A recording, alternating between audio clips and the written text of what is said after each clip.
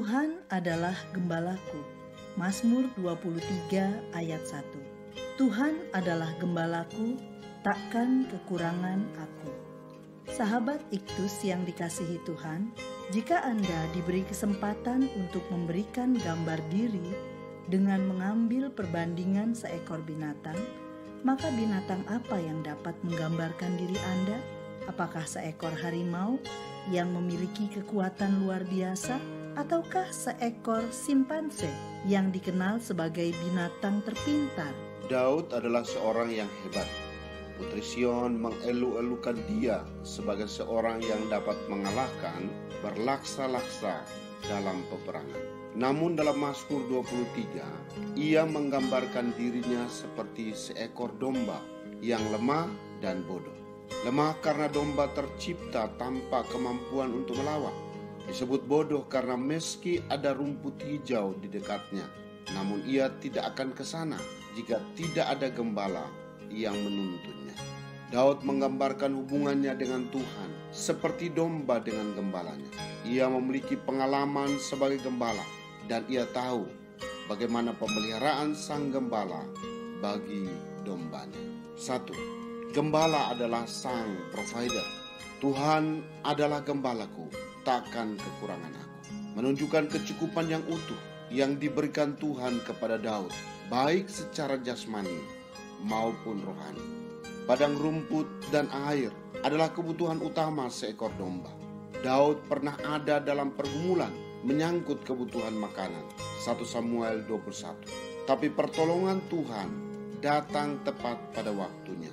Selain itu, ia menyegarkan jiwaku, menunjukkan pemulihan secara batiniah. Gembala menuntun dombanya di jalan yang benar, karena salah satu ciri dari domba adalah mudah tersesat. Saat Daud jatuh dalam dosa, Tuhan menegurnya dengan kasih dan menuntunnya di jalan yang benar. Mazmur 51. 2. Gembala adalah sang protektor. Bahaya binatang buas merupakan ancaman bagi domba, namun gada dan tongkat sang gembala yang menghalaunya. Daud banyak sekali mengalami pergumulan, misalnya pada saat sebagai seorang gembala, saat dikejar-kejar Saul, saat berhadapan dengan Goliat, saat berperang melawan musuh di medan pertempuran. Pergumulan-pergumulan itu terangkum dalam istilah lembah kekelaman, ayat 4. Lembah kekelaman berarti lembah bayang-bayang maut, yaitu kegelapan yang paling gelap dalam dunia orang mati. Bahkan dalam masa tersulit pun Daud tidak takut karena penyertaan Tuhan sempurna baginya. 3. Gembala adalah sang leader.